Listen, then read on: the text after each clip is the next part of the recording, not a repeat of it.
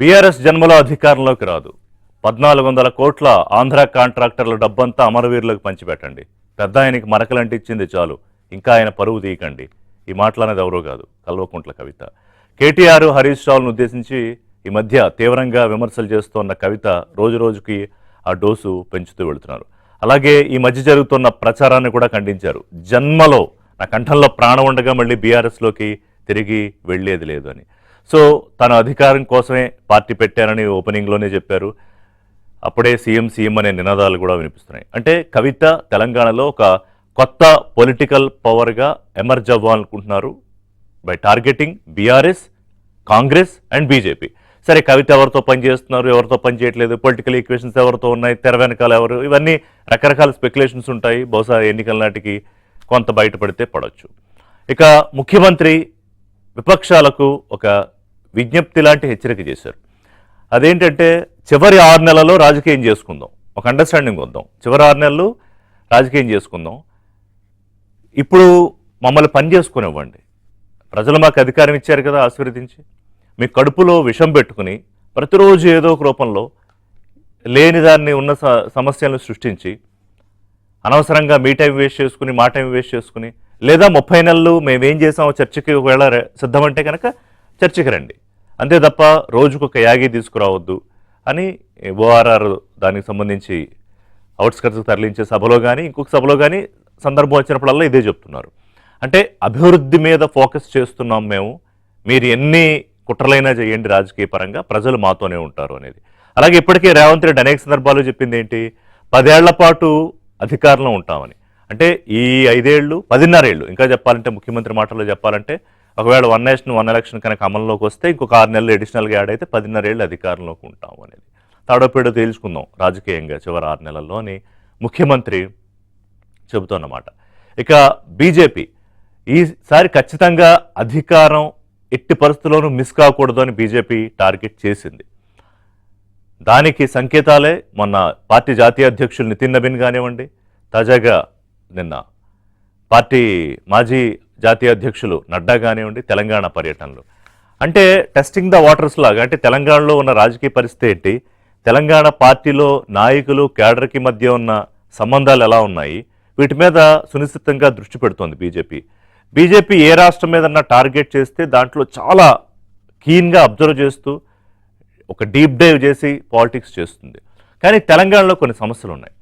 అదేంటంటే క్షేత్రస్థాయిలో బీజేపీ నాయకులకు ఉన్న సంబంధాలు. నిన్న నడ్డా కూడా అదే హైలైట్ చేశారు. మోదీ ఉన్నారు, మనకి మోదీ కరిష్మా ఉంది, అదే గెలిపించేస్తుందని అనుకుంటే మాత్రం పొరపాటు. అలా అనుకోకండి. మీ కింద ఉన్న ఒక కార్యకర్తలతోటి, మీ గ్రామంలో లేకపోతే మీ వార్డులో ఉన్న ప్రజలతోటి ప్రత్యక్ష సంబంధాలు పెట్టుకోవాలి. అలాగే మేము బెంగాల్లో గెలిచాము, బెంగాల్లో అలాగే గెలిచారు. బెంగాల్లో 3 సీట్లు 77 సీట్లు 208 సీట్లు. అలా అందుకే తెలంగాణ ముఖ్యమంత్రి ఏమంటున్నారంటే బెంగాల్ మోడల్ మీరు చెప్తున్నారు కాబట్టి ఇప్పుడు 8 సీట్లు ఉన్నాయి మీకు, తర్వాత ఇంకొన్ని సీట్లు పెంచుకోండి, తర్వాత ఎప్పుడో అధికారంలోకి రండి 15 ఏళ్ల తర్వాత అని. బట్ అఫ్ కోర్స్ పాలిటిక్స్ అలా వర్కౌట్ అవ్వవు. పాలిటిక్స్ స్టాటిక్గా ఉండవు, చాలా డైనమిక్గా ఉంటాయి రాజకీయాలు. సరే, ఇక బీఆర్ఎస్ బీజేపీయా లేకపోతే ఈ రకరకాల పొలిటికల్గా ఎవరెవరితో మిలాఖత్ అవుతున్నారు అనేది చేస్తూనే ఉంటారు. కాంగ్రెస్ పార్టీ ఆ నినాదము లేకపోతే ఆ విమర్శతోటే మొన్నటి ఎన్నికల్లో ఎంతో కొంత గెయిన్ అయింది. అయితే కాంగ్రెస్ బీఆర్ఎస్ కలిసి అంతర్గతంగా ఒకళ్ళొకళ్ళు ప్రొటెక్ట్ చేసుకుంటూ రాజకీయం చేస్తున్నారని బీజేపీ వర్షన్. బట్ అది గత ఎన్నికల్లో నిలబడలేదు. ఈసారి ఎంతవరకు నిలబడుతుందో చూడాలి. సో బీజేపీ ఏంటంటే గతంలో మనం దగ్గర దాకా వచ్చి అధికారం చేజార్చుకున్నాము, బట్ ఈసారి ఆ ఛాన్స్ ఇవ్వద్దు, అంటే త్రుటిలో కూడా తప్పకూడదు అనేది వాళ్ళ యాక్షన్ ప్లాన్. కానీ పాజిటివ్స్ ఏంటి నెగిటివ్స్ ఏంటి చర్చ సందర్భంగా మాట్లాడదాం. ఇక 10 ఏళ్ల పాటు అధికారం అనుభవించిన, ప్రభుత్వం నడిపించిన, తెలంగాణ వచ్చిన మొట్టమొదటి ప్రభుత్వం టీఆర్ఎస్గా, తర్వాత బీఆర్ఎస్గా మరి అధికారంలోకి వచ్చాక ఇప్పుడు రాజకీయంగా చాలా సతమతం అవుతూ ఒక రకమైన పొలిటికల్గా ఇబ్బందులు ఎదుర్కొంటున్న పార్టీ బీఆర్ఎస్. కానీ కేటీఆర్ అందుకు భిన్నంగా నిన్న ఆయన మాట్లాడుతూ ఇప్పటికిప్పుడు ఈ రోజు ఎన్నికలు జరిగితే 78 సీట్లు వస్తాయి మాకని చెప్తున్నారు. ఏదో 60-70 అని ఏదో ఒక ఆయన ఆ ఛాన్స్ కూడా ఇవ్వలేదు, 78 అని ఖచ్చితంగా చెప్తున్నారు. ఎలా చెప్పగలుగుతున్నారంటే ఆయన చెప్పేది ఏంటంటే ఇది ఎవరో కాదు, ప్రభుత్వం చేయించుకున్న సర్వేల్లో అలాగే కేంద్ర రాష్ట్ర నిఘా విభాగాల నుంచి వచ్చిన ఇన్ఫర్మేషన్ ద్వారా అర్థమైన విషయం. అందుకే రేవంత్ రెడ్డికి విషయం అర్థమైపోయింది. అందుకే ఆయన ఏదేదో మాట్లాడుతున్నాడు. బండ మీద జారిపోతున్న పార్టీలో ఉంది అది. ఇక నిలబడడం కష్టం, కూలుకోవడం కష్టం అని చెప్పేస్తున్నారు కేటీఆర్. ఓ పక్కన నేను ఓపెనింగ్లో చెప్పినట్టు కవిత ఏమో అసలు బీఆర్ఎస్కి అధికారంలోకి వచ్చే ఛాన్సే లేదు తెలంగాణలో ఇంకెప్పుడు అని చెప్తున్నారు. లేదు, నెక్స్ట్ అధికారం మాదే, కాంగ్రెస్ పని అయిపోయింది, బీజేపీని అసలు చూడట్లేదు, బీజేపీ కావాలని ప్రత్యామ్నాయంగా ఎవరు అనుకోవట్లేదని కేటీఆర్ అంటున్నారు.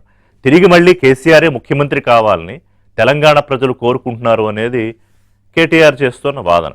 దానికి ఆయన కొంత ఇచ్చిన బ్యాక్గ్రౌండ్ ఏంటంటే కాంగ్రెస్ పార్టీ ఎలా ఫెయిల్ అయింది, హామీల అమల్లో ఎలా విఫలమవుతోంది, కరప్షన్ ఏ రకంగా పెరిగిపోయింది, బీజేపీ రాష్ట్రానికి చేయాల్సిన ఓట్లు ఏం చేయట్లేదు, ఇవన్నీ ఏదో చెప్పుకొచ్చారు, అది మాట్లాడదాం. సో అంటే 30 నెలలు అయింది. ఇందాక ముఖ్యమంత్రి 30 నెలల చర్చకు సిద్ధమా అని అడిగిన దాని ప్రకారం అయితే 30 నెలలు అంటే ఇంకా 2.5 ఏళ్ళు, ఇంకో 2.5 ఏళ్ళు ఉంది కదా. సరే, చివరి 6 నెలలు వదిలేస్తే అప్పుడే ఏంటి తెలంగాణ ప్రజల మూడ్ని అప్పుడే సెట్ చేయాలని పార్టీలు చూస్తున్నాయా? ఒకటి, నిజంగానే సర్వేలు జరిగాయా? ప్రభుత్వం సర్వేలు ఎప్పటికప్పుడు ఇంటెలిజెన్స్ రిపోర్ట్స్ వస్తాయి. ఇంత భారీ స్థాయిలో 2 మీడియా సంస్థలు అన్నారు. అఫ్కోర్స్ ఆంధ్రజ్యోతి లేదు అందులో, ఏబిఎన్ ఆంధ్రజ్యోతికి సంబంధం లేదు. కేటీఆర్ 2 మీడియా సంస్థలు, కేంద్ర రాష్ట్ర నిఘా వ్యవస్థలు అన్నారు. మరి ఆ మీడియా సంస్థలు ఏ స్థాయి సంస్థలు, ఎలాంటి సర్వే చేశాయి, ఏ సర్వేతో వాళ్ళకి 78 సీట్లు వస్తాయని చెప్పాయి? నెంబర్ ఏముంది, ఏదన్నా చెప్పొచ్చు, 78 కాకపోతే 90 వస్తాయని చెప్పొచ్చు. ఇదంతా ఏంటంటే ఎన్నికలు ఉన్నాయి ఫేస్ చేయడానికి. ఇప్పుడు జిహెచ్ఎంసీ ఎన్నికలు ఉన్నాయి, తర్వాత రాబోయే కొన్ని జిల్లా పరిషత్, పంచాయతీ, ఇవన్నీ ఎన్నికలు ఉన్నాయి. ఇక అసెంబ్లీ ఎన్నికలకు ఒక రోడ్ మ్యాప్ క్రియేట్ చేసుకుంటున్నారు. కానీ end of the day Telangana ప్రజలు వెరీ కేటగారికల్గా ఎప్పటికప్పుడు పద్దులు వేసుకుంటూ ఉంటారు మైండ్లో. దాని రిజల్ట్ ఎన్నికల రోజు చూపిస్తారు. సో ఇవాళ వీళ్ళ confidence, BJP is very clear అధికారంలోకి రావాలని. కాంగ్రెస్ పార్టీ, ముఖ్యమంత్రిగా ఆయన రేవంత్ రెడ్డి ఆల్రెడీ పార్టీని అధికారంలోకి తీసుకొచ్చి రెండోసారి తీసుకొస్తానని ధీమాతో ఉన్నారు. పోయిన అధికారాన్ని తిరిగి నిలబెట్టుకుంటామని బీఆర్ఎస్. అసలు వీళ్ళెవరో కాదు, ప్రత్యామ్నాయ రాజకీయం చేస్తాను నేను అని కవిత. ఇట్స్ వెరీ ఇంట్రెస్టింగ్ తెలంగాణ పాలిటిక్స్లో. అప్పుడే ఒక సర్వేలు, ఎన్నికల మూడు, ఎన్నికల వాతావరణం, దానికి సంబంధించిన మాటలు, వాగ్వివాదం. సో గ్యారంటీల అమలు, దాంట్లో వైఫల్యం, పాలనపై నమ్మకం కోల్పోవడం, బీజేపీకి అసలు అవకాశమే లేదు. ఇది కేటీఆర్ వెర్షన్. రైతు భరోసా ఇస్తున్నాం, రుణమాఫీ చేసాం, ఉచిత బస్సు ఇస్తున్నాం, సిలిండర్లు ఇస్తున్నాం, ఉద్యోగాలు భర్తీ చేస్తున్నాం, అలాగే సిటీ ఇంకా అంచెలంచెలుగా అభివృద్ధికి ప్రణాళికలు ఉన్నాయి, ఫ్యూచర్ సిటీ ఉంది, సంక్షేమ పథకాలు అందుతున్నాయి. ఇది ప్రభుత్వం నమ్మకం. ఇక బీజేపీ, బీఆర్ఎస్, కాంగ్రెస్ తాలూకా ఫెయిల్యూర్స్. కానీ వీటి మీద డిపెండ్ అవ్వద్దన్నారు నడ్డా నిన్న మాట్లాడుతూ. మీరు సొంతంగా బీజేపీ మనం ఎలాగ మంచి చేయగలుగుతాము అనే ఒక నరేటివ్తో వెళ్ళాలి ప్రజల్లోకి అనేది. అది నాట్ షూర్ ఎంతవరకు పాసిబుల్గా అవుతుందో మాట్లాడదాం అది. సో కొంత వ్యతిరేకంగా ఉన్నది ఏంటంటే నాయకుల మధ్యలో విభేదాలు, నాయకత్వ లేమి. ఎందుకన్నానో చెప్తాను నేను అది. అలాగే ప్రజలతో ఉన్న కనెక్ట్. సో వీటిని ఏ పార్టీ బ్యాలెన్స్ చేసుకుని ఎన్నికల నాటికి ఎంతో కొంత ఆ నెగిటివిటీ తగ్గించుకుని ప్రజల్లో విశ్వాసం పొందగలుగుతుందో ప్రజలు ఆబ్వియస్గా వాళ్ళ వైపే ఉంటారు. బట్ హ్యావింగ్ సెడ్ దిస్, ప్రతి పార్టీ అధికారంలోకి రావడానికి ప్రయత్నం చేస్తుంది. నాతో పాటు స్టూడియోలో అమర్నాథ్ సారంగుల గారు ఉన్నారు, బీజేపీ అధికార ప్రతినిధి. నమస్కారం అమర్నాథ్ గారు. లైవ్లో చరణ్ కౌశిక్ యాదవ్ గారు, live stocks development agency corporation chairman, Congress party అధికార ప్రతినిధి. ప్రొఫెసర్ శేషు గారు, సీనియర్ పొలిటికల్ అనలిస్ట్. శేషు గారు నమస్కారం అండి. చరణ్ గారు good morning. Good morning sir. Amarnath గారు, సో ఇప్పుడు బీజేపీ ఇట్స్ వెరీ క్లియర్, అంటే అర్థమవుతోంది దాన్ని బట్టి. ఇప్పుడు నడ్డా గారు వచ్చారు, యాక్చువల్లీ వారు కేంద్ర మంత్రిగా వచ్చారు లేదా మాజీ పార్టీ జాతీయ అధ్యక్షులుగా వచ్చారా, ఏదైనా ఆయన చెప్పిన మాటలు ఏంటంటే ప్రత్యేకించి మీతో మాట్లాడి ఇక్కడ సిచ్యువేషన్ ఏంటో అనలైజ్ చేయడానికి వచ్చినట్టే అనిపించింది. సో ఇవాళ పవర్కి ఖచ్చితంగా మీకు దగ్గరగా ఉన్నాము, అధికారంలోకి వస్తామని మీరు చెప్తున్నారు. బట్ నేను ఇందాక ఇంటర్వ్యూలో చెప్పినట్టుగా బీఆర్ఎస్ తన అధికారం మీద రిటైన్ చేసుకోవడానికి కాన్ఫిడెన్స్ చూపిస్తోంది. అసలు రేవంత్ రెడ్డి అయితే ఎందుకు మమ్మల్ని కాదనుకోవాలి ప్రజలు మేము ఇది చేస్తుంటే అని. సరే, కవిత గారి వర్షన్ మళ్ళీ మాట్లాడదాం. సో ఏం జరుగుతుంది రాష్ట్రంలో? అప్పుడే ఒక పొలిటికల్ మూడ్ సెట్ చేసేస్తున్నాయి ఆ పార్టీలు. పొలిటికల్ మూడ్ అనడం కంటే కూడా ఒక ఎలక్షన్ మూడ్. రిషి గారు, మొదట మీకు అట్లాగే ప్యానెల్లో మిత్రులకు, మన ప్రేక్షకులందరికీ నమస్కారం. ఇక్కడ 2023 ఎన్నిక అయిన తర్వాత తెలంగాణలో 3 రకాల ఎన్నికలు జరిగినాయి. ఒకటి పార్లమెంట్ ఎన్నికలు. సో పార్లమెంట్ ఎన్నికలలో బీఆర్ఎస్కి ఎన్ని సీట్లు వచ్చినాయని ప్రత్యేకంగా చెప్పాల్సిన పని లేదు. వాళ్ళు 0తో సరిపెట్టుకోవాల్సి వచ్చింది. అనేక చోట్ల డిపాజిట్ కూడా కోల్పోయారు. తర్వాత జరిగిన ఎన్నికలు ఏంది? బై ఎలక్షన్స్, కంటోన్మెంట్ కావచ్చు, జూబ్లీ హిల్స్ కావచ్చు, వాళ్ళ సొంత నియోజకవర్గం, అంటే వాళ్ళు ఆల్రెడీ 2023లో గెలిచిన నియోజకవర్గాలు ఒక చోట 3వ స్థానము, ఒక చోట 2వ స్థానంకు పరిమితమైనారు. 3వ రకమైన ఎన్నికలు ఏంది? మేధావుల ఎన్నికలు, అంటే టీచర్ ఎమ్మెల్సీ కాబట్టి రెండిట్లలో కూడా భారతీయ జనతా పార్టీ 3 సీట్లలో 2 సీట్లు గెలుచుకొని ఈ రాష్ట్రంలో భారతీయ జనతా పార్టీ చాలా స్ట్రాంగ్ ప్రొఫౌండ్ ప్రత్యామ్నాయము, ఆల్టర్నేటివ్ ఫోర్స్గా వస్తున్నది, రాబోయే రోజులలో డబుల్ ఇంజిన్ సర్కార్ వస్తున్న తెలంగాణలో అని చెప్పడానికి అదొక నిదర్శనం. అయితే ఇప్పుడు కేటీఆర్ గారు గత వారం 10 రోజులుగా, అంటే చాలా రోజుల నుంచి, బట్ ఎస్పెషల్లీ ఈ వారం 10 రోజులుగా వారు మాట్లాడే తీరు కావచ్చు, వారు చేస్తున్న పద్ధతి కావచ్చు చూస్తే మనకు ఒక సినిమా డైలాగ్ ఉంటుంది, మ్యాటర్ వీక్ అయినప్పుడే మార్కెటింగ్ పీక్లో ఉంటుంది అన్నట్టు. సో వారు ఏంటంటే వారు చెప్పడానికి ఏం లేదు. ఇప్పుడు ఏదైనా ఒక పార్టీ ప్రజల దగ్గరికి వెళ్ళడానికి ఉండే ఒక బేసిక్ నైతికత మన ఉన్నదా? కేవలం 9.5 సంవత్సరాలలో 50 సంవత్సరాలకు కావాల్సిన దారుణాలు, అన్యాయము ప్రజలను చేసి మొత్తం ఆర్థిక పరిస్థితిని ఛిద్రం చేసి తెలంగాణలో కనీసం గవర్నమెంట్ జాబులు పక్కకు పెట్టండి, ప్రైవేట్ జాబులు కూడా రానంత అధ్వానమైన పరిస్థితిలోకి తీసుకొచ్చిన పార్టీ ఏదైనా ఉన్నది తెలంగాణలో అంటే అది బీఆర్ఎస్ పార్టీయే కదండి. కనీసం నేను ఒక ఎగ్జాంపుల్ చెప్తా. ఆయన సొంత మినిస్ట్రీ కదా, అర్బన్ డెవలప్మెంట్ మినిస్ట్రీ, 9.5 సంవత్సరాలు వారే ఉన్నారు కదా. 9.5 yearsలో చిన్న చిన్న టైర్ 2, టైర్ 3 బరోడా లాంటి సిటీలు, పూణే లాంటి సిటీలు ఎస్టీపీలు 100% కట్టుకున్న పరిస్థితి ఉంటే తెలంగాణలో హైదరాబాద్ మినహాయించి, జిహెచ్ఎంసీ మినహాయించి మొత్తం రాష్ట్రంలో ఒక్క నగరంలో కూడా, ఒక్క పట్టణంలో కూడా ఎస్టీపీ నిర్మించలేని దౌర్భాగ్య పరిస్థితులు మరి అర్బన్ డెవలప్మెంట్ మినిస్ట్రీ ఆయనే కదా ఉంచింది 9.5 సంవత్సరాలు. కొన్ని హైదరాబాద్లో ఏమైనా చేసినా అంటే హైదరాబాద్లో కనీసం 40% లేదని ఇప్పుడే రేవంత్ రెడ్డి గారు ముఖ్యమంత్రి వారే పట్టణాభివృద్ధి శాఖ వారు చెప్తున్నారు. సో ఇది బీఆర్ఎస్ పార్టీ నైతికత కూడా లేదు. వాళ్ళు అంటే ఏమని అడుగుతారు? మేము రైతులను అన్యాయం చేసినామో మాకు మళ్ళీ ఓట్లేయండి అని అడుగుతారా? లేకుంటే మేము మహిళలను అన్యాయం చేసినాం మళ్ళీ ఓట్లేయండి అని అడుగుతారా? సో వాళ్ళ దగ్గర బేసిక్ అంటే వాళ్ళ కనీసం ఒక నెరేటివ్ లేదు, సంబంధించిన వ్యవహారాలు కూడా నడుస్తున్నాయి. ఎగ్జాక్ట్లీ. సో వాళ్ళ మీద దాదాపు 7, అది నేను కాంగ్రెస్ పార్టీ ఏం చేస్తున్నదనే దాని మీద చెప్పినప్పుడు చెప్తాను. బీఆర్ఎస్ పార్టీకి మేము ఇది ఈ కారణంతో మాకు ఓట్లు వేయండి అని అడగడానికి 78 సీట్లు వస్తాయని చాలా కాన్ఫిడెంట్ గా చెప్తున్నారు. అదే నేను ఇందాక చెప్పాను, మ్యాటర్ వీక్ అయినప్పుడు మార్కెటింగ్ పీక్ లోనే ఉంటుంది. సో 100 కోట్ల రూపాయలు యూట్యూబ్ ఛానళ్ల మీద పెట్టడము ఇదంతా మన కళ్ళ ముందు ప్రజలు అంతా, అంటే ప్రజలు ఏదైనా ఒక సందర్భం జరిగినప్పుడు ఒక డిసిజన్కి వచ్చేస్తారు, పదే రోజు మాట్లాడరు, కానీ ఒక డిసిజన్ తీసుకుంటారు, ఒక వీళ్ళతో కాదు, వీళ్ళ వల్ల కాదని డిసైడ్ చేసేసి వాళ్ళని ఇంట్లో కూర్చోబెట్టారు. ఇక వాళ్ళు ఎంత అరిచినా మొత్తుకున్నా సరిపోదు. అయితే కాంగ్రెస్ పార్టీ విషయానికి వస్తే, give me sum second. Congress party గత 2.5 సంవత్సరాలలో వాళ్ళకు ఒక అద్భుతమైన అవకాశం ప్రజలు ఇచ్చారు.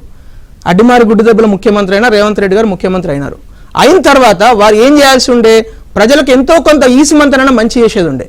ఈ 2.5 సంవత్సరాలలో ఒక గోడ కూడా నిర్మించలేని కాంగ్రెస్ పార్టీకి మళ్ళీ ఓటు వేయాలని అడుగుతారా? రైతులను అధ్వాన్నమైన పరిస్థితులలో పెట్టి, మొన్న మొక్కజొన్న రైతులను అయితే అంత ఘోరంగా పరిస్థితి ఏంటంటే నాగర్ కర్నూలు గానీ బ్రహ్మాండంగా రైతు ఆశీర్వాద సభ పెడుతున్నారు. 2 లక్షలు ఇవాళ ఖమ్మంలో మీరు మీ ఛానల్ రిపోర్టర్ ఉంటారు కదా ఖమ్మంలో అక్కడ అదే సభలో ప్రజల దగ్గరికి వెళ్ళి, ఖమ్మం జిల్లాలోనే నేను చెప్పేది, ఖమ్మం టౌన్ లోనే వెళ్ళి అడుగుమని చెప్పండి, ఏ ఒక్క రైతైనా మనస్ఫూర్తిగా చాలా బాగా చేశారని చెప్తే నేను దేనికంటే దానికి రెడీ. ఎందుకంటే నేను ఖమ్మంలో పర్యటించిన, ఖమ్మంలో 3 లక్షల ఎకరాలలో ఒక్క ఖమ్మంలోనే 3 లక్షల ఎకరాలలో మొక్కజొన్న వేసిన రైతులకు కనీసం 50,000 ఎకరాలలో కూడా కొనలేకపోయింది సార్ ఈ ప్రభుత్వము. అంత చేతగాని ప్రభుత్వం కదా. ఎంత అన్యాయం అంటే మొక్కజొన్న రైతుల గురించి నేను ప్రత్యేకంగా మొక్కజొన్న రైతుల గురించి చెప్తాను.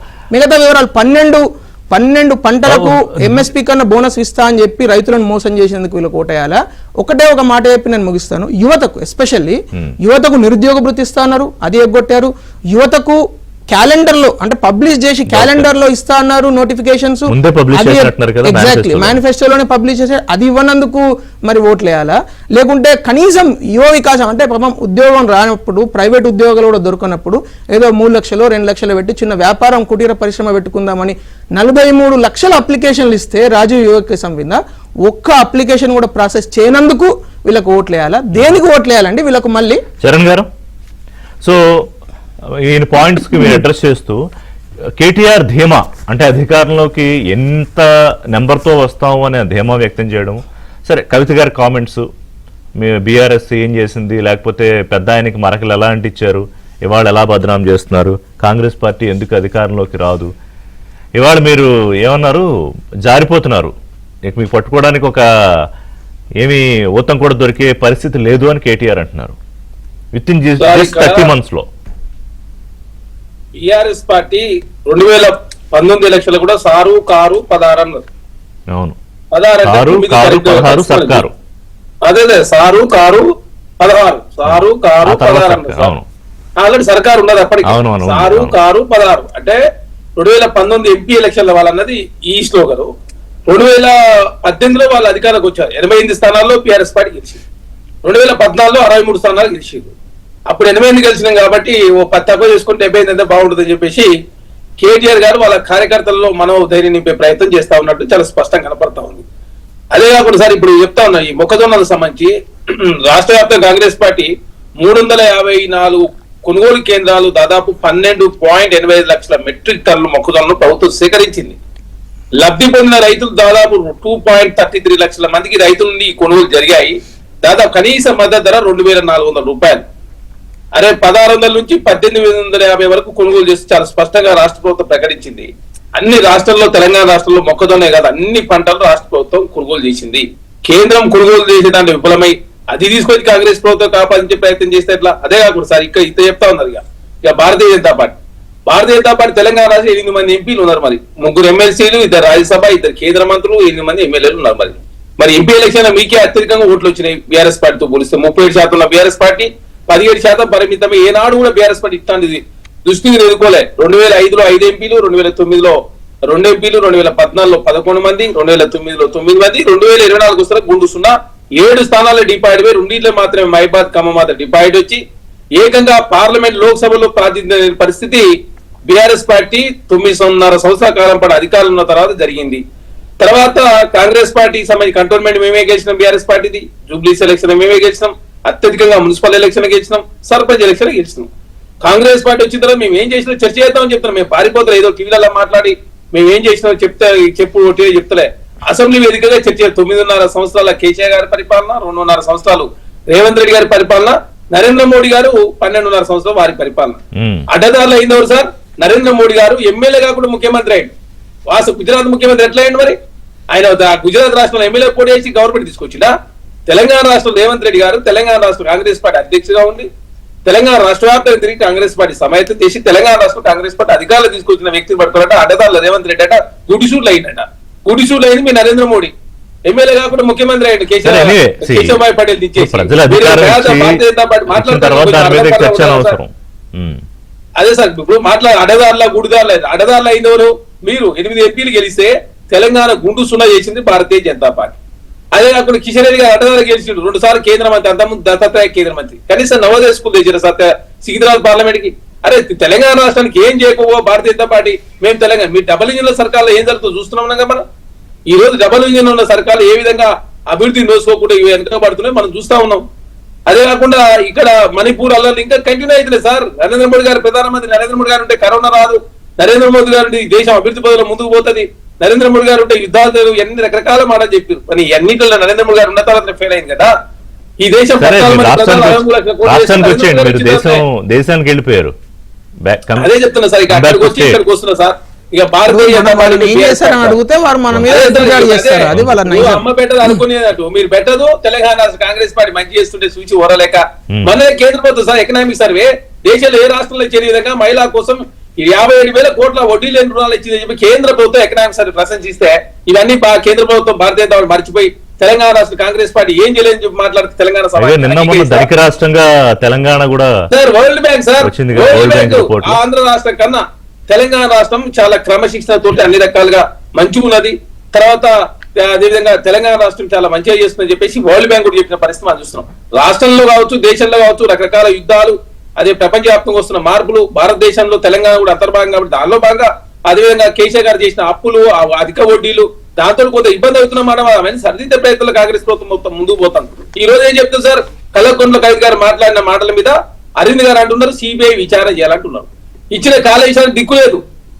కాళేశ్వరం సంబంధించి 6 నెలలు అయిపోయింది, 45 గంటలు కేసు బుక్ చేస్తారు.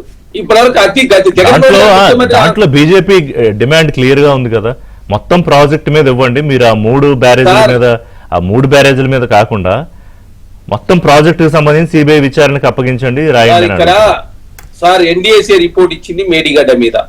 మేమేం చెప్పినాం, అన్ని అంశాలు మీరు పుదిగాలు అయితే ఎఫ్ఐఆర్ చేయండి. ఎఫ్ఐఆర్ చేసిన తర్వాత జోషి కమిషన్కి ఏదైతే ఇచ్చినామో అన్ని ఆధారాలు సమర్పిస్తామని చెప్పినాం. అమిత్ షా గారు మోడీ గారు వచ్చుడు కాళేశ్వరం కలవకుండా కుటుంబం ఏటీఎం గా మార్చుకుందని చెప్పి మీరే అంటారు. 48 గంటల కేసు బుక్ చేస్తామని చెప్పింది మీరేనా? మేము ఇచ్చి 6 నెలలు అయింది. అది కూడా నిండు అసెంబ్లీ తీర్మానం చేసి వ్యాప్కోన్ లాంటి సంస్థలనే అంతరాష్ట్ర వారాలు ముడిపడినాయి కాబట్టి, దేశంలో ఇట్లాంటి సంస్థలు లేవు కాబట్టి సిబిఐకి ఇస్తే బాగుంటుందని చెప్పి నిండు అసెంబ్లీ తీర్మానం చేసి పంపితే నిన్న నడ్డా గారు అయితే అసలు తెలంగాణ గవర్నమెంటే కాంగ్రెస్ హైకమాండ్ కి ఒక ఏటీఎం లో మారింది.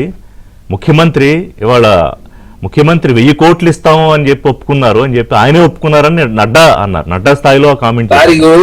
భారతీయ జనతా పార్టీ చూస్తా ఉన్నాం. అయోధ్యలో ఏం జరిగిందో, అయోధ్య రాముడు ఇప్పుడు భారతీయ జనతా పార్టీ మీద పగ పెంచుకున్నాడు. మొన్ననే బద్రీనాథ్ టెంపుల్ లో కూడా అదే జరుగుతా ఉంది. ఏ అయోధ్య రాముడు బూచిగా చూపించి దేశాల్లో అధికారులకు వచ్చారో ఆ అయోధ్య రాముడే విశ్వరూపం భారతీయ జనతా పార్టీ మీద చూపిస్తాడు. ఖచ్చితంగా భారతీయ జనతా పార్టీ డబల్ డీకే దేశంలో పరిమితం అవుతుంది. తెలంగాణ రాష్ట్రంలో కాళేశ్వరం పేరు మీద అధికారులకు వచ్చిన కేసీఆర్ గారిని ఆ కాళేశ్వరం దించింది. భవిష్యత్ సమీక్షల్లో బీఆర్ఎస్ పార్టీ అధికారులకు వచ్చే అవకాశం లేదు. అరే బీఆర్ఎస్ పార్టీ కేటీఆర్ గారు ఇంత చెప్తుంది, మీ కమిటీ లేదు సార్, మీ కమిటీ లేసి మీ పార్టీ ఎవరుంటుందో తెలుస్తుంది. ఆ కమిటీ లేసి ఎక్కడ పారిపోతారని చెప్పేసి బీఆర్ఎస్ పార్టీ రాష్ట్ర అధ్యక్షుడు వర్కింగ్ మేడ తప్ప జిల్లా అధ్యక్షులు లేదు, విద్యార్థి విభాగం అధ్యక్షులు లేదు, మహిళా అధ్యక్షులు లేదు, బీసీ ఎస్సీ ఎస్టీ అసలు కమిటీలే లేదు బీఆర్ఎస్ పార్టీకి. ఓన్లీ సోషల్ మీడియా, నమస్తే తెలంగాణ, టీ న్యూస్, తెలుగు, కేటీఆర్ గారు, హరీష్ రావు గారు పచ్చి అబద్ధాలు తప్ప వాళ్ళ కమిటీ లేవు, వాళ్ళకు పొలిట్ బ్యూరో లేదు, వాళ్ళ పార్టీ నిర్మాణం లేదు. నిర్మాణం చేసుకుంటే మొత్తం నాయకులు పార్టీ మారుతారని చెప్పి మీ అకౌంట్ లో 1500 కోట్లు ఉన్నాయి. ఆ కోర్టు మేము విచారణ చేయాలని చెప్పి కల్వకుంట్ల కవిత గారు కోరుతా ఉన్నారు. మరి దాని మీద వాళ్ళు విచారణ ఒప్పుకోవాలి, సిబిఐ విచారణ చేయాలని చెప్పి అరవింద్ గారు చెప్తున్నారు. మరి భారతీయ జనతా పార్టీ ఆ సిబిఐ విచారణ కోరతారా, దాని మీద చేపిస్తారా? ఢిల్లీలో కూడా 1206 ఫ్లోర్లు కడుతున్నారు. తెలంగాణ రాష్ట్రంలో ఆఫీసులు ఉన్నాయి, జిల్లాలు మొత్తం రకరకాలుగా అందరికి ఫామ్ హౌస్ ఉన్నాయి. కాబట్టి కాళేశ్వరం విషయంలో మీరు కేసీఆర్ గారిని కాపాడే ప్రయత్నం చేస్తా ఉన్నారు. 4వ ప్రధానమంత్రి కావడం కోసం కేసీఆర్ గారు వచ్చే ఎలక్షన్ లో వాళ్ళు పొత్తు పెట్టుకోవడానికి సిద్ధమైంది కాబట్టి ఇద్దరు కలిసి వస్తే ఎవరైతే తెలియపోతే కాంగ్రెస్ పార్టీ ఎంపీ సీటు లేని పార్టీ ఎలా పనికొస్తుంది మోడీ గారికి? సార్ భారతీయ జనతా పార్టీ ఇప్పుడు కర్ణాటక ఉందా సార్, దేవేగౌడకి ఎన్ని ఎంపీలు లేదు సార్, దేవేగౌడతో పొత్తు, దేశంలో 33 పార్టీలతో పొత్తు పెట్టుకున్నది. భారతీయ జనతా పార్టీ అధికారం కోసం ఏదైనా చేయడానికి వాళ్ళు సిద్ధంగా ఉంటారు. అధికారం కోసం ఎవరితో కలవడానికి కేసీఆర్ గారు సిద్ధంగా ఉంటారు. కాబట్టి ఎంపీ ఎలక్షన్ లో అవైధానం చేస్తే బీఆర్ఎస్ పార్టీ పత్రమైంది. ఎమ్మెల్యే ఎలక్షన్ లో భారతీయ జనతా పార్టీ బీఆర్ఎస్ పార్టీ సహకరించినాయి. ఇద్దరు కలిసి రావాలని చెప్పి కాంగ్రెస్ పార్టీ కోరుతా ఉంది. ఇద్దరు కలిసి వస్తే ఎవరైతే ఈ ఎలక్షన్ లో తేలిపోతుంది. దేశంలో రాహుల్ గాంధీ గారు కాంగ్రెస్ పార్టీ అధికారం రాబోతుంది. భారతీయ జనతా పార్టీ దేశంలో ఉండే పరిస్థితి ఎక్కడ ఉంది సార్? అయోధ్య రాముడే వాళ్ళకు పనిష్మెంట్ ఇవ్వబోతా ఉన్నట్టు ఆల్రెడీ జరుగుతుంది. దాని మీద ఏ నాయకుడు కూడా స్పందించిన పరిస్థితి మనం చూస్తా ఉన్నాం. రాముడి పేరు మీద 3 సార్లు అధికారులకు వచ్చారు. అంతకుముందు వాజ్పేయి గారు 2 సార్లు వచ్చారు. మొత్తం 5 సార్లు భారతీయ జనతా పార్టీ ఓన్లీ రాముని అడ్డం పెట్టుకుని వచ్చారు. కాబట్టి అయోధ్య రాముడికి సంబంధించినటువంటి విరాళాలు కావచ్చు, ట్రస్ట్ వ్యవహారం అంతా కూడా దేశ ప్రజలంతా గమనిస్తూ ఉన్నారు. భారతీయ జనతా పార్టీ ఈ దేశంలో అదే ఓట్ల కోసం మాత్రమే రాముని వాడుకొని ఏ విధంగా ఈ రోజు వ్యవహరిస్తున్న విషయం అందరికీ అర్థమవుతుంది. కాబట్టి ఖచ్చితంగా కాంగ్రెస్ పార్టీ సో ఎవరి ధీమాలో వాళ్ళు ఉన్నారు, అధికారం మాదంటే మాదే అని. సరే, సహజంగా రాజకీయ పార్టీలు చెబుతాయి కానీ ఇప్పుడే అంటే ఇంత ముందే ఒక మూడ్ సెట్ చేయాలి అంటే బీజేపీ తాలూకా రాజకీయం అలాగే ఉంటుంది. చాలా ముందు నుంచే వాళ్ళ యాక్షన్ ప్లాన్స్, ఎజెండాస్ అవన్నీ ఉంటాయి. బట్ వేరే కేటీఆర్ వాళ్ళ కాంగ్రెస్ పార్టీకి సంబంధించిన సర్వేలు వచ్చాయి, అయిపోయింది కాంగ్రెస్ పార్టీ పని అని చెప్పి ఒక ఇది ప్రజల్లోకి తీసుకెళ్లాలని ప్రయత్నం చేయడం, దాని మీద ఏంటి మీ అనాలిసిస్? గారు అందరికి నమస్కారం. ఒక ఎన్నికైనటువంటి ప్రభుత్వానికి 60 నెలలు అడ్మినిస్ట్రేటివ్ చేయడానికి ఒక కాల పరిమితి ఉంటుంది పాలన చేయడానికి. ఈ 60 నెలల్లో రేవంత్ రెడ్డి నేతృత్వంలో కాంగ్రెస్ పార్టీ తెలంగాణలో అధికారంలోకి వచ్చి ఒక 31 నెలలు పూర్తి చేసుకుంది. అంటే ఒక 50% వాళ్ళ టర్మ్ ఆఫ్ అడ్మినిస్ట్రేషన్ పూర్తయింది. అయితే ఎప్పుడైనా సహజంగా అధికారంలో ఉన్నటువంటి పార్టీ ప్రభుత్వాలు ఏం చేస్తాయంటే వాళ్ళ పైన ఒక ఫీడ్బ్యాక్ తీసుకుంటారు. ఈ 50% టర్మ్ లో ఈ 30 నెలల కాలంలో ప్రభుత్వ పనితీరు ఎలా ఉంది అనే దానిపైన ఒక ఫీడ్బ్యాక్ తీసుకుంటారు. ఫీడ్బ్యాక్ ప్రధానంగా ఒక 2 సోర్సెస్ నుండి వస్తుంది. ఒకటి ఇంటెలిజెన్స్ నుండి వస్తుంది, రెండోది ఏజెన్సీలు అంటే సర్వే సంస్థల నుండి వస్తుంది.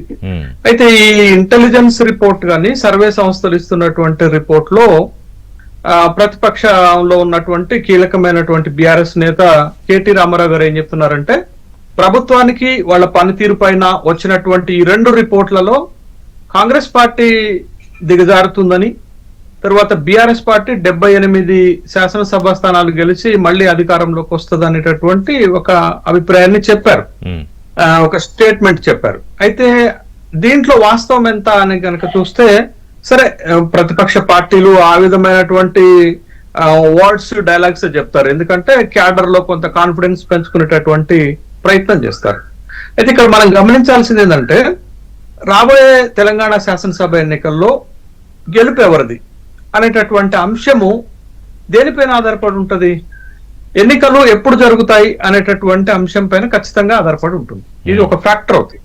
ఎందుకు నేను ఈ మాట అంటున్నానంటే, షెడ్యూల్ ప్రకారమే 2028లో ఎన్నికలు జరిగితే ఒక ఫలితము, లేకపోతే మీరు ఇందాక అన్నటువంటి ఎమ్మెల్యే ఎన్నికలు 2029లో జరిగితే ఫలితం ఇంకో తీరుగా ఉంటుంది. అందుకని నేను ఈ మాట అన్నాను. ఇది ఒకటైతే, రెండోది మనకి జూలై 21 టైమింగ్ మొత్తం ఫలితాన్ని మార్చేసే అంత స్థాయిలో ఉంటుందా? ఎగ్జాంపుల్ కూడా చెప్తాను. ఎగ్జాంపుల్ 2018లో ముందస్తు శాసనసభ ఎన్నికలకు ఎందుకు వెళ్లారు? 2018లో బీఆర్ఎస్ కు వచ్చినటువంటి సీట్లు ఎన్ని? మొట్టమొదటి ఎన్నికల్లో ఎన్ని సీట్లు వచ్చాయి? మొన్న జరిగిన 3వ ఎన్నికలు ఎన్ని సీట్లు వచ్చాయి? అంటే అప్పుడు అధికారంలోకి వచ్చిన పార్టీ అయినా ఇప్పుడు అధికారంలోకి వచ్చిన పార్టీ అయినా అత్యవసర మార్కులతోటే వచ్చింది. కానీ 2018లో ముందస్తు ఎన్నికలకు వెళ్తే శాసనసభ స్థానాలు ఎన్ని గెలిచారు అనేటటువంటిది మన దగ్గర ఉన్నటువంటి ఒక రికార్డే కదా. అందుకని నేను ఆ ఎగ్జాంపుల్ సెట్ చేశాను. రెండోది ఏంటి అని అంటే, మీకు జూలై 21 నుంచి పార్లమెంట్ సమావేశాలు ప్రారంభమవుతాయి. మళ్ళీ 131వ రాజ్యాంగ సవరణ గనక మళ్ళీ వచ్చేస్తే జరిగేటటువంటి పరిణామం ఏంటది? డీలిమిటేషన్ జరుగుతుంది, తర్వాత మహిళా బిల్లు వస్తుంది. డీలిమిటేషన్ జరిగినా మహిళా బిల్లు వచ్చినా 179 శాసనసభ స్థానాలకు పెరుగుతాం. మహిళలకి 50 నుండి 60 శాసనసభ స్థానాలు రిజర్వ్ చేయాల్సినటువంటి పరిస్థితి వస్తుంది. కాబట్టి అప్పుడు ఫలితాలు మళ్ళీ మారతాయి. ఇప్పుడున్నటువంటి పరిస్థితి అప్పుడు ఉండదు, మళ్ళీ మారతాయి. ఇది రెండో అంశం. మూడో అంశం ఏంటంటే, తెలంగాణలో ఇప్పుడు సర్ జరుగుతుంది. గత నెల 25వ తారీఖు నుంచి సర్ అనే కార్యక్రమం జరుగుతుంది. మీరు ఎంత లేదనుకున్నా అటు బీహారు, బెంగాల్ ఎక్స్పీరియన్స్ చూసాము, ఇప్పుడు ప్రత్యక్షంగా తెలంగాణ పీపుల్ సర్తో ఉన్నటువంటి ఎక్స్పీరియన్స్ చూస్తున్నాం. నేను నా ఓటును నమోదు చేసుకోవటానికి తిప్పబడాల్సి వచ్చింది. అయితే ఇక్కడ ఈ సర్ కూడా ఎన్నికల పైన ప్రభావం చూపడుతుంది. ఎందుకు చూపడుతుంది అంటే, దరిదాపు నాకున్నటువంటి అంచనా 3,38,00,000 తెలంగాణ ఓట్లలో సర్ ద్వారా ఒక 50 లక్షలు పోతాయి. చనిపోయిన వాళ్ళతో పాటు చూస్తే 50 lakhs మోరే పోతాయి. పోయేటటువంటి ఓట్లలో ఎక్కువగా మీకు దళిత్ ఓట్స్ ఉంటాయి, ఆదివాసీల ఓట్లు, గిరిజన ఓట్లు ఉంటాయి, మైనార్టీల ఓట్లు ఉంటాయి. బట్ ఈ సెక్షన్ ఎంత కాదనుకున్నా కాంగ్రెస్ కి కొంచెం ఫేవర్ ఉంటుంది. కాబట్టి సార్ అనేటటువంటి కార్యక్రమం ద్వారా మీరు చెప్పిన వర్గాల తాలూకా ఓట్లు ఈ ప్రక్రియను అర్థం చేసుకుని ఆ ఓట్ ని ప్రొటెక్ట్ చేసుకోలేకపోవడం వల్ల కఠినంగా ఉంది రిషి గారు, చాలా హార్డ్ గా ఉంది. చూసా అగ్రీ విత్ యూ. నిన్న మాకు కూడా ఈ చర్చ జరిగింది, ఎస్ఐఆర్ ఇంత కాంప్లికేటెడ్ గా ఎందుకు ఉంది అనేది. అదే నేను చెప్తున్నాను. ఇవన్నీ కూడా ఎన్నికల ఫలితాలను ప్రభావితం చేసేటటువంటి అంశాలుగానే మనం చూడాలి. అయితే ఇంకొక 24 నెలల తర్వాత తెలంగాణలో ఎన్నికలకు వెళ్ళేటటువంటి అవకాశం ఉంటే, బట్ అప్పుడు ఉన్నటువంటి ఇప్పుడున్న పరిస్థితి అప్పుడు ఉండకపోవచ్చు. ఎందుకు నేను ఈ ఎగ్జాంపుల్ చెప్తున్నానంటే, మీకు 3-4 నెలల్లో బెంగాల్ ఎన్నికల ఫలితాలను భారతీయ జనతా పార్టీ మార్చివేసినటువంటి సంఘటన మనం రీసెంట్ గా చూసినటువంటి ఎలక్షన్ స్ట్రాటజీ. అయితే ఇక్కడ ఇప్పుడు నుంచే పార్టీలు శాసనసభ ఎన్నికలకు సిద్ధపడుతున్నట్టుగా కనపడుతుంది. శాసనసభ ఎన్నికలకు కంటే ముందు తెలంగాణలో మీకు కార్పొరేషన్ ఎన్నికలు ఉన్నాయి. దాదాపు 1 కోటి మంది ఓట్లేస్తారు. అంటే 1.5 కోట్ల జనాభా ఉన్నటువంటి ఎన్నికల్లో 1 కోటి మంది ఓటర్లు ఉన్నటువంటి ఎన్నిక. తర్వాత జడ్పీటీసీ, ఎంపీటీసీ ఎన్నికలు ఉన్నాయి.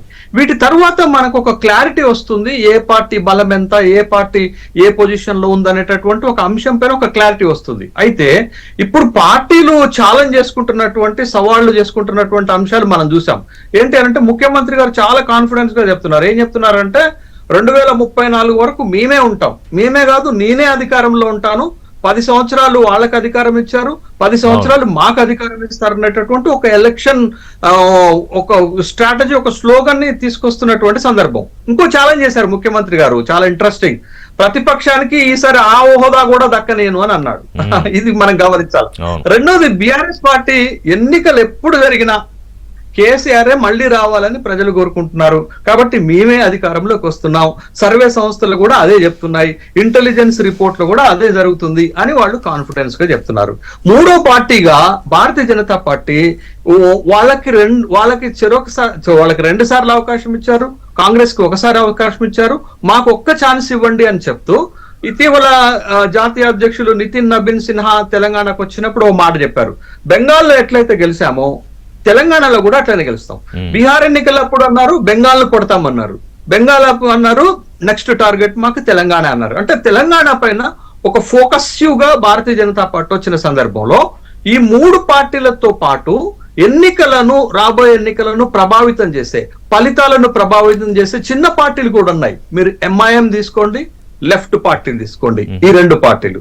రెండోది టిఆర్పి, తెలంగాణ రాజ్యాధికార పార్టీ తీసుకోండి, తెలంగాణ రక్షణ సేన తీసుకోండి, ఈ 2 పార్టీలు. తర్వాత కొత్తగా మళ్ళీ పునరాగమనం చెందుతున్నటువంటి టీడీపీ తీసుకోండి, జనసేన పార్టీ తీసుకోండి, ఈ 2 పార్టీలు. ఎంతో కొంత తెలంగాణ రాజకీయాల్లో కూడా బలం ఉంది, ఎన్నికల ఫలితాలను ప్రభావితం చేసేటటువంటి శక్తి ఆ పార్టీలకు కూడా ఉంది. కాబట్టి రాబోయేటటువంటి శాసనసభ ఎన్నికలు ఒక ప్రత్యేకంగా కనపడతాయి మనకి, గత 3 ఎన్నికలకు భిన్నంగా కనపడతాయి. గత 3 ఎన్నికల్లో ఆల్మోస్ట్ 2 పార్టీల మధ్య ద్విముఖ పోటీ జరిగితే ఎక్సెప్ట్ 2024 లోక్సభ, బట్ రాబోయేటటువంటి ఎన్నికల్లో మాత్రం బహుముఖ పోటీలు జరుగుతాయి.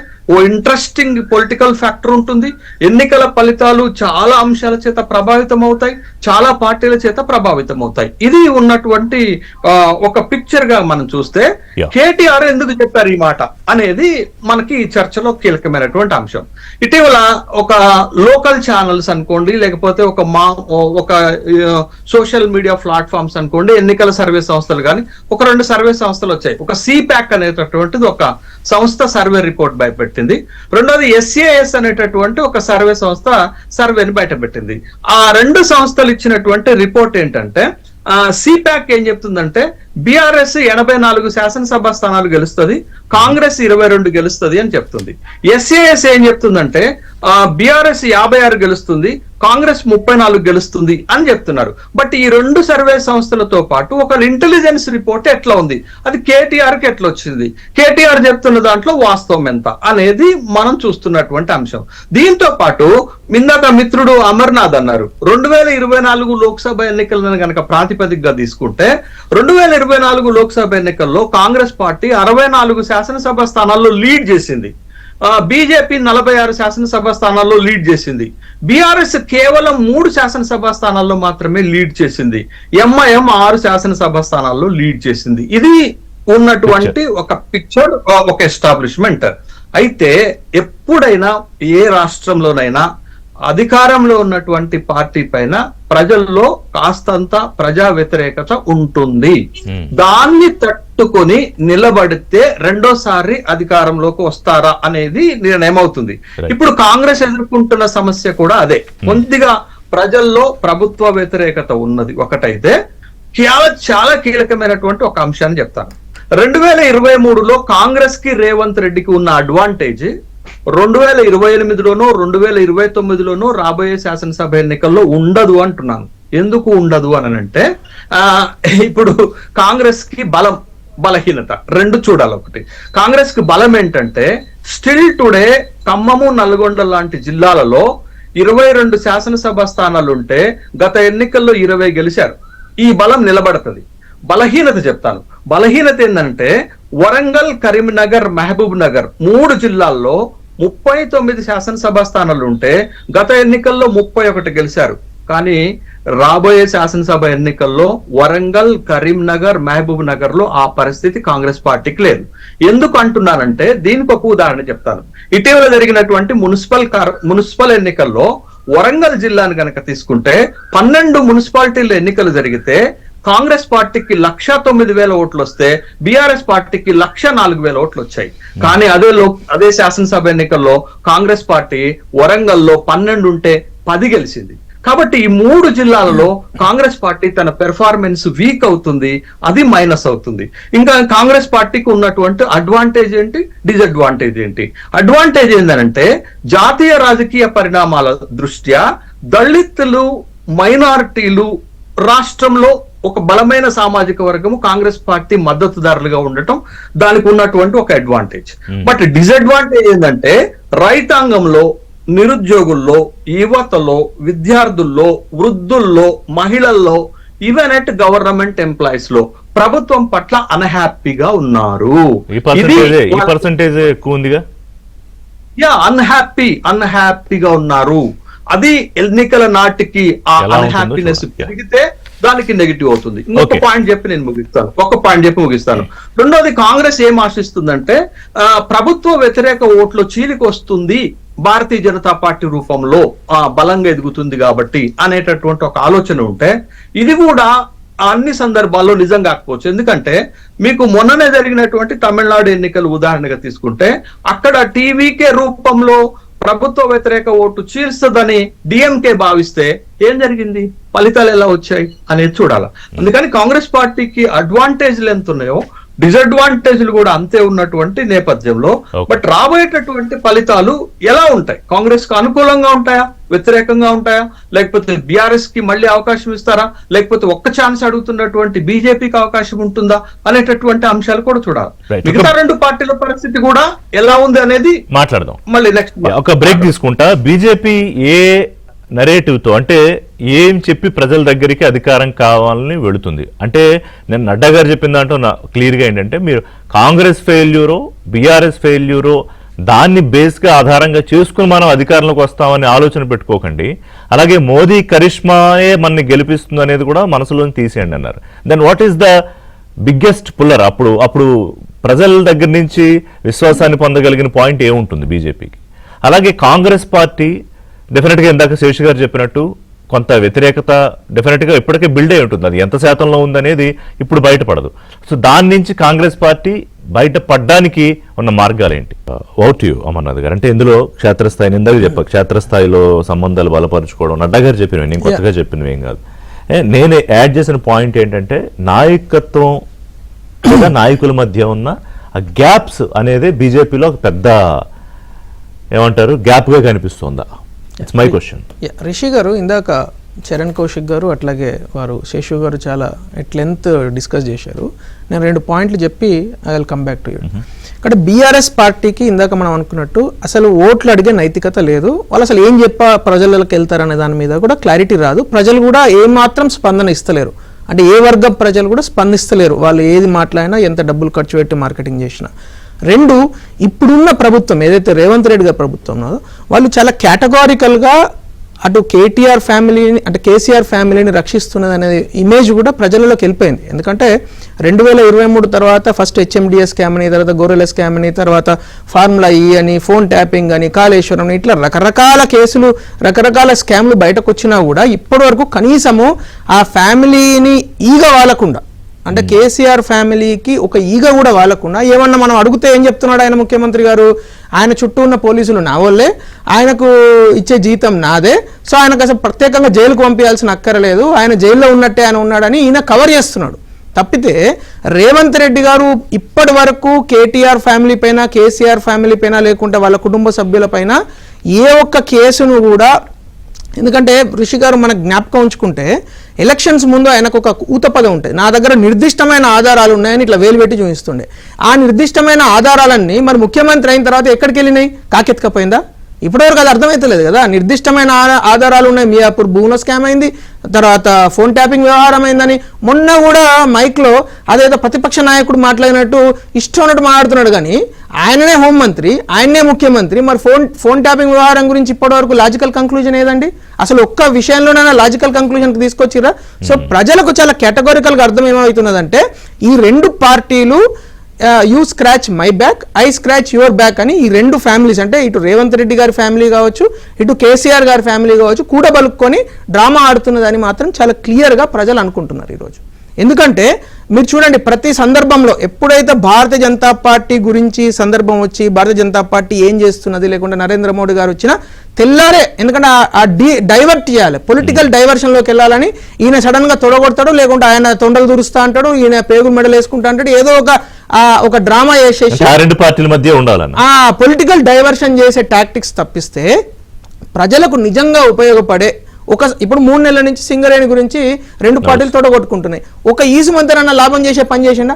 కిషన్ రెడ్డి గారు ఒక మాట మాట్లాడకుండా అద్భుతమైన తాడిచి మొత్తం దేశంలో ఏ ప్రభుత్వ రంగ సంస్థకు కూడా వైలంపాట లేకుండా 35 సంవత్సరాల పాటు అద్భుతంగా ఉండే ఒక గొప్ప లాభాన్ని తీసుకొచ్చింది. దేశంలో ఎక్కడ జరగలేదు రిషి గారు. ఓన్లీ ఇది very specific exception.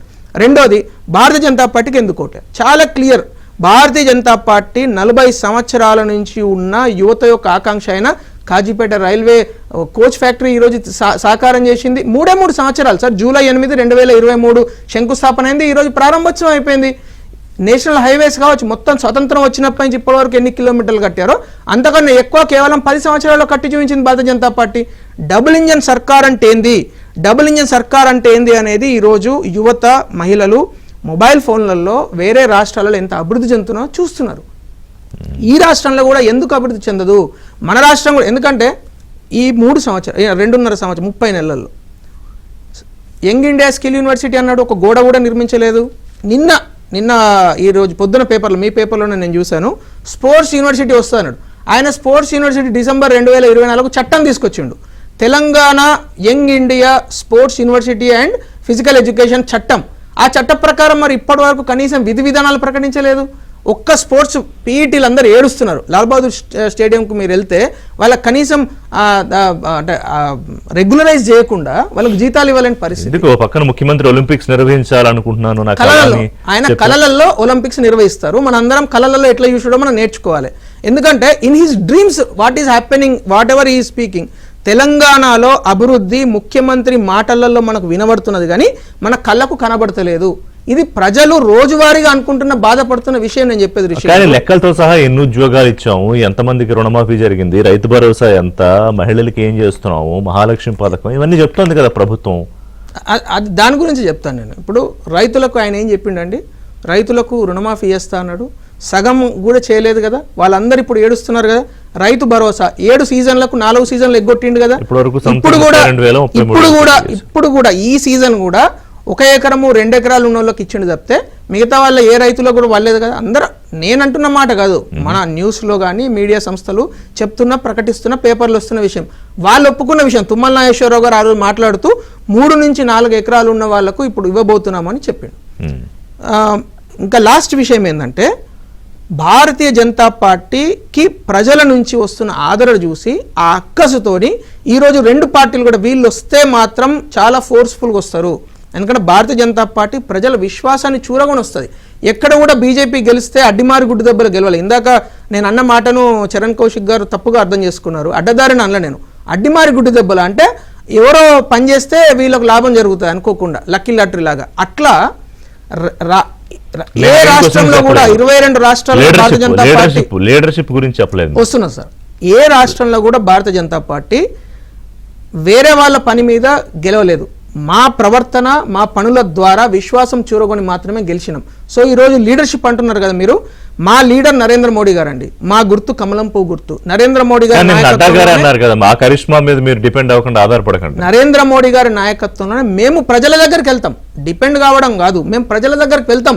Narendra Modi గారు, మోడీ ప్రభుత్వం తెలంగాణకు ఏమేం చేసింది, ఎన్ని రైల్వే స్టేషన్లు అభివృద్ధి చెందింది, ఎన్ని హైవేలు కట్టింది, లేకుంటే ఎంతమందికి పీఎం కిసాన్ యోజన కింద డబ్బులు ఇస్తున్నాము, ఎంతమంది మహిళలకు ముద్ర యోజన కింద 86 లక్షల మంది మహిళలు ఈ రోజు ముద్ర యోజన కింద లాభం పొందుతున్నారు. తెలంగాణలో ఇదిగో ఇప్పుడు సపోజ్ బీఆర్ఎస్ అంటే కేసీఆర్, కేటీఆర్, కాంగ్రెస్ అంటే Revanth Reddy. Pick one name బీజేపీలో, ఇదిగో రాష్ట్రంలో అధికారంలో తీసుకొచ్చే నాయకుడు అని అడిగితే బీజేపీ కార్యకర్త. Okay, only one name, very clear, BJP కార్యకర్త. బీజేపీ కార్యకర్త 2028లో ఎలక్షన్ జరిగిన, 2029లో ఎన్నికలు జరిగిన తెలంగాణలో రాబోయే సీఎం ఒక బీజేపీ కార్యకర్తనే. రాసి పెట్టుకుని ఋషి గారు. భారతీయ జనతా పార్టీ దేశంలో అధికారం కోల్పోతున్న తెలంగాణలో వచ్చేది ఇక్కడ సార్. ఎందుకంటే కాంగ్రెస్ పార్టీ సంబంధించి సార్ 2014 కావచ్చు, 2019 కావచ్చు, 24 కావచ్చు, కాంగ్రెస్ పార్టీ సంబంధించి ఉన్నాయి 24లో 99 స్థానాలు వచ్చినాయి. మాకు 10 కోట్ల ఓట్లలో 5 కోట్ల ఓట్లు వస్తే కాంగ్రెస్ పార్టీ దేశంలో అధికారులకు వస్తుంది. ఇప్పుడు అయోధ్య రాముడు పంచాయతీ జరుగుతుంది, ఒక బద్రీనాథ్ టెంపుల్ అయోధ్య రాముడు అయిపోయింది. అసలు ఎవరు మాట్లాడారండి రాముడి గురించి? మీరు పొద్దున్న లేచిన పని అదే ముచ్చట. ఎట్లాగా సార్ ఈ రోజు తెలంగాణ రాజకీయాల గురించి మీ ఇష్టం, మీరు ఏదైనా చర్చించుకోండి. అట్లా చర్చించే వీళ్ళు మొత్తం దేశం అంతా ఓడిపోయినారు. మీరు రాముణ్ణి తిట్టి దేశం అంతా ఓడిపోయినారు చరణ్ కౌశిక్ గారు. అదే పొరపాటు మళ్ళీ చేయకుండానే సలహా ఇస్తున్నా. అరే ఆప్ సార్ దయచేసి మాట్లాడద్దు. భారతీయ జనతా పార్టీ ఎంత దిగజారుతారంటే తెలంగాణ రాష్ట్రంలో కాంగ్రెస్ ప్రభుత్వం 2000 కోట్ల రూపాయలతో 20 టెంపుల్ రెనోవేషన్ చేస్తుంటే ఆ రాష్ట్ర ఖజానాన్ని జట్ట ఖర్చు పెడతారని చెప్పి రామచంద్రరావు గారు స్టేట్మెంట్ ఇస్తారు. అంటే భారతీయ జనతా పార్టీ ఏమో హిందువుల ఓట్లు రాముడు ఓట్లు కాదు, కాంగ్రెస్ పార్టీ మాత్రం ఖజానా నుంచి ఖర్చు పెడితే దానికి ఎదుగు. అదే కాకుండా తెలంగాణ రాష్ట్ర జిఎస్టీలు ఎట్టి తీస్తారా మరి గుళ్ళ మీద అంటే దానికి ఏ భారతీయ జనతా పార్టీ నాయకులు స్పందించారు. అయోధ్యలో అవినీతి జరిగిందా ఎటుపై స్పందించండి, ఏ నాయకులు స్పందించారు. కాంగ్రెస్ అంటే ముస్లింస్ అంటే కాంగ్రెస్ అంటే మాత్రం ముఖ్యమంత్రి మంచోడా? మీరు ఇన్ని టెంపుల్స్ గురించి రాముల గురించి మాట్లాడుతున్నారు కదా చరణ్ కౌశిక్ గారు. కాంగ్రెస్ అంటే ముస్లింస్ అంటే కాంగ్రెస్ అన్న దానికి కూడా సమాధానం చెప్పాలి కదా. సమాధానం చెప్పాలి కదా.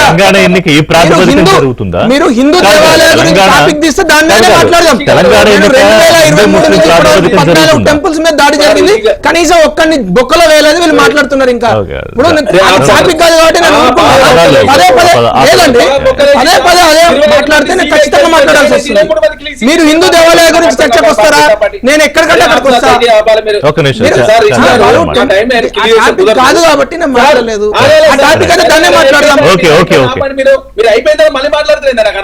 మీరు టాపిక్ మీద మాట్లాడండి.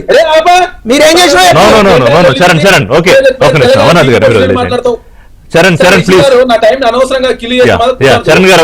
భారతీయ జనతా పార్టీ ఎంత నీచమైన పార్టీ అంటే 25 మంది సిబిఐ కేసులలో జాయిన్ అయితే 23 మంది స్లో చేసి మీరే పెద్ద శుద్ధ పూసలు రామ పూసలు మా అంత నిజాయితీ పనులు మాట్లాడితే మీ తెలంగాణకి ఏం చేశారు? మేము వచ్చిన తర్వాత ఎంగిడే తర్వాత స్కిల్ యూనివర్సిటీ ఓపెన్ చేయలేదా? 4 సీట్ల తర్వాత వీరనారాయణ సాగర్ యూనివర్సిటీ ఓపెన్ కాలేదా?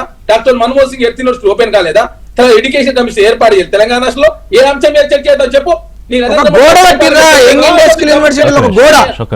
హరీష్ రావు గారు ఏం మాట్లాడి మీ మహేష్ రెడ్డి అది మాట్లాడుతున్నాడు. ఏమైనా బుద్ధి ఉందా అని భారతీయ జనతా పార్టీకి? హరీష్ రావు గారు మాట్లాడిన తర్వాత మళ్ళీ మహేష్ రెడ్డి గారు రోజు ఆయన స్పీచ్లకు మద్దతు ఇచ్చే ప్రయత్నం జరుగుతుంటే భారతీయ జనతా పార్టీ తెలంగాణ ఉద్ధరించిందట, దేశాన్ని ఉద్ధరించి ఏం ఉద్ధరించి చెప్పరాదు. మీరు వచ్చిన లిస్టు ఇప్పటిదాకా నువ్వు చెప్పు. నీకు దమ్ముంటే యంగ్ ఇండియా స్కూల్ యూనివర్సిటీలో ఎన్ని రూములు కట్టినా చెప్పానండి. యంగ్ ఇండియా స్కూల్స్ అని చెప్తున్నది నా బ్రాండ్ ముఖ్యమంత్రి గారు. ఒక్క స్కూల్ శంకుస్థాపన మీరే చేసి మీరే ప్రారంభోత్సవం చేసిన ఒక్క స్కూల్ పేరు చెప్పు, నేను వస్తాను నీతో పాటు. ఒక్క స్కూల్ చెప్పు. అరే మీరు వచ్చే మాట్లాడకండి. ఐటీఐ ప్లేస్ అడ్వాంటేజ్ ఇన్స్టిట్యూషన్ తీసుకొచ్చినాం, పాలిటెక్నిక్ కాలేజ్ రెనోవేషన్ జరుగుతా ఉంది, యంగ్ ఇండియా ఇంటిగ్రేటెడ్ స్కూల్ సంబంధించిన కన్స్ట్రక్షన్ జరుగుతా ఉంది, మొన్ననే తెలంగాణ పబ్లిక్ స్కూల్ ఓపెన్ అయినాయి. అదేవిధంగా ఎడ్యుకేషన్ కమిషన్ ఏర్పాటు. మాతో పోటా మీరు? నాకు అర్థం కాక మీరే మాతో పోటీ పడేది. మీకు దమ్ము అంత దమ్ము దేశంలో ఏ రాష్ట్రంలో కూడా ఎవరు మరి రాష్ట్రంలో దేశం వదిలేండి. రాష్ట్రంలో ఎవరు పోటీ? రాష్ట్రంలో ఎవరు పోటీ? కాంగ్రెస్ భారతీయ జనతా పార్టీ పని దేశంలో అయిపోయింది సార్. డబల్ డీ కాదు చరణ్, మీరు దేశం వదిలేయండి. కాదు దేశం వదిలేయండి. నాకు తెలంగాణ రాష్ట్రంలో ఎవరు పోటీ? కాంగ్రెస్ కి, బీజేపీ కాదు. తెలంగాణ రాష్ట్రంలో ముక్కోన పోటీ జరుగుతుంది. కాంగ్రెస్ పార్టీ నెంబర్ 1 ఉంటది, భారతీయ జనతా పార్టీ నెంబర్ 3 ఉంటది, బీఆర్ఎస్ నెంబర్ 2 ఉంటది. ఈ ముక్కోన పోటీలో సునాయాసంగా మా 64 స్థానాలు మన గెలిచినమే, తర్వాత బై ఎలక్షన్ 2 గెలిచినాం కదా. 66 కాదు మీరు చూస్తారు, 88 స్థానాలు పైగా కేసీఆర్ గారు రెండోసారి గెలిచినప్పుడు 88 వచ్చినాయి. 88 కన్నా ఒక సీటు పైనే తప్ప ఒక సీట్ తక్కువ కూడా కాంగ్రెస్ పార్టీ గెలవబోతుంది. బీజేపీ బీఆర్ఎస్ ఒకటే అని మీరు అంటారు. కాదు బీజేపీ బీఆర్ఎస్ ఒకటే అని కాంగ్రెస్ ఉంటుంది, మళ్ళీ ముక్కోణ పోటీ ఎలా సాధ్యం అవుతుంది? సార్ వాళ్ళే చెప్తే వేరువేరుగా పోటీ చేస్తామంటున్నారు. వేరువేరుగా పోటీ చేస్తే ఒకటి, కలిసి వస్తే ఇంకా సునాయాసంగా మేము 90 స్థానాలు తక్కువ కూడా గెలవబోతున్నాం. డీలిమిటేషన్ చేసుకుంటారా, జమిలీ ఎలక్షన్ పెట్టుకుంటారా, మీ ఇష్టం వచ్చిన ఎలక్షన్ పెట్టుకో. దేశంలో కాంగ్రెస్ పార్టీ అధికారం రాబోతుంది. భారతీయ జనతా పార్టీ దేశంలో డబల్ లీడ్ దాటే పరిస్థితి లేదు. తెలంగాణ రాష్ట్రంలో వాళ్ళ పరిస్థితి ఎంత ఘోరంగా ఉంటుందో చూసాం. ఎందుకంటే ముఖ్యమంత్రి చెప్పిన లెక్క అయితే 150 అనుకుంటా, అంటే డీలిమిటేషన్ జరిగిన తర్వాత.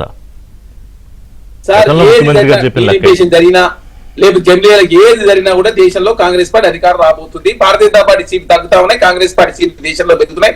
150 స్థానాలు దాటితే కూడా కాంగ్రెస్ పార్టీ దేశంలో అధికారులకు వస్తుంది. కానీ దేశంలో అధికారాలు తెలంగాణలో ఎట్లా వస్తాయి? వాళ్ళు డబల్ ఇంజన్ ఏ ఇంజన్ లేదు, ఏ డబుల్ ఇంజన్ రాష్ట్రాలు ఏం జరుగుతుందో చూస్తా ఉన్నాం. కనీసం మణిపూర్ అల్లర్లు కట్టడి చేయలే పరిస్థితులు వాళ్ళు ఉన్నారు. First of all double engine అనే దాని మీదే ఒక చర్చ ఉంది అనుకోండి, బట్ అందులో టైం ఇప్పుడు సరిపోదు. దాంట్లో ఏ దేవుడి మీద వాళ్ళ అధికారులకు వచ్చినో ఆ దేవుడే వాళ్ళు పతనం చేస్తాడు. వాళ్ళ పతనం ప్రారంభమైంది. తెలంగాణ రాష్ట్రంలో దేవుడు అనే అంశమే లేదు. ఎందుకంటే కాంగ్రెస్ పార్టీ వాళ్ళు చేయాల్సిన అన్ని మేము చేస్తున్నాం. గోశాల నిర్మాణం జరుగుతుంది, టెంపుల్ రెనోవేషన్ జరుగుతా ఉంది. తెలంగాణ రాష్ట్రంలో వాళ్ళు రాముడి పేరు మీద ఎలక్షన్ పెడితే మేము గో మీద అంటే ఇప్పుడు హిందుత్వతో కాదు బీజేపీ హిందుత్వతో కాంగ్రెస్ పోటీ పడుతుంది తెలంగాణలో. సార్ పోటీగా వాళ్ళకి హిందుత్వ అని చెప్పుకోవడానికి సబ్జెక్ట్ లేకుండా చేస్తున్నాం. మేము సనాతన ధర్మాన్ని రక్షించే ప్రయత్నంలో కాంగ్రెస్ అని కాంగ్రెస్ అంటే ముస్లిం అని చెప్పి మీరు సనాతన ధర్మాన్ని రక్షిస్తున్నారా? ఏం మాట్లాడుతున్నారు చరణ్ కౌశిక్ గారు? మీరు డాక్టరేట్ పొందారు, ఇట్లా మాట్లాడుతున్నారు ఎక్కువ. శేష్ గారు సార్ ఇంకోటి కూడా చెప్తున్నా సార్, మొన్న జరిగిన ఎమ్మెల్యేలకు 23లో హైదరాబాద్ లో భారతీయ జనతా పార్టీ ఎప్పుడు ఉంటుంది? థర్డ్ వచ్చింది సార్. ఇక్కడ వాళ్ళ పరిస్థితి చాలా ఘోరం. ఎంపీ ఎలక్షన్ కోసం వేరైంది, ఎమ్మెల్యే ఎలక్షన్ వాళ్ళ పరిస్థితి థర్డ్ వేరు. కాబట్టి భారతీయ జనతా పార్టీ ఇంకా 2.5 ఏళ్లు ఉంది. నెలకొక 2 కేంద్ర నాయకులు బీజేపీకి నుంచి వస్తున్నారు, ఢిల్లీ నుంచి గ్రౌండ్ సెట్ చేస్తున్నారు. సార్ కేంద్రంలో వాళ్ళ సంసారం చక్కబెట్టుకోవడానికి వాళ్ళకి చాలా ఇబ్బందులు ఉన్నాయి. చాలా రాష్ట్రాల్లో పొత్తులు పెట్టుకోవాలి. 4వ సారి నరేంద్ర మోడీ ప్రధానమంత్రి కోసం వాళ్ళు ప్రయత్నం చేసుకుంటారు. రాష్ట్రానికి కేసీఆర్ మళ్ళీ వదిలేస్తారని చాలా స్పష్టంగా ఇప్పుడు మీ ప్రశ్న అడిగాను, సమాధానం చెప్పే టైం లేదు. శేష్ గారు కంక్లూడ్ చేయాలి. ఒకటే మాట 10 సెకండ్లు నేను తీసుకుంటాను. మీరు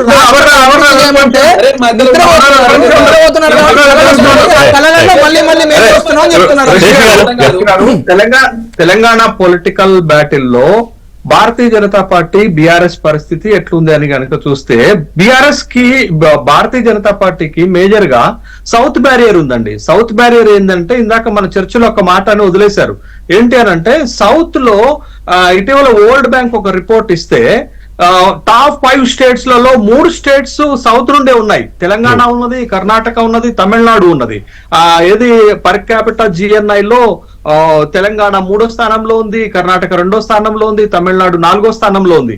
అయితే ఇక్కడ డెవలప్మెంట్ గానీ వెల్ఫేర్ గానీ బీజేపీ మోడల్ ని దాటిపోయింది. ఇదొక పాయింట్. అయితే రెండో పాయింట్ ఏంటి అని అంటే, బీజేపీకి ఉన్నటువంటి నేషనల్ రిలీజియస్ ఫ్యాక్టరు ఇక్కడ సౌత్ లో పనిచేయదు. ఏం పనిచేస్తుంది సౌత్ లో అంటే, క్యాస్ట్ ఫ్యాక్టర్ పనిచేస్తుంది. అందుకని భారతీయ జనతా పార్టీకి సౌత్ బ్యారియర్ ఉంది అనేది ఒక ప్రధానమైనటువంటి అంశం. అందుకే సౌత్ లో భారతీయ జనతా పార్టీ మొన్న చూసాం 2 రాష్ట్రాల ఎన్నికల్లో కూడా ఎంత పూర్ పెర్ఫార్మెన్స్ ఉందనేది. అయితే ఇంకా తెలంగాణకు వచ్చేసరికి భారతీయ జనతా పార్టీకి ఉన్నటువంటి డ్రాబ్యాక్స్ ఏంటి అంటే, ఒకటి వాళ్ళు సంస్థాగతంగా వీక్ ఉన్నారు. రెండోది పార్టీ లీడర్షిప్ ఉంది, కానీ లీడర్షిప్ లో కోఆర్డినేషన్ లేదు, చాలా గ్యాప్ ఉన్నది. అది పార్టీ పెర్ఫార్మెన్స్ పైన ప్రభావం పడుతుంది.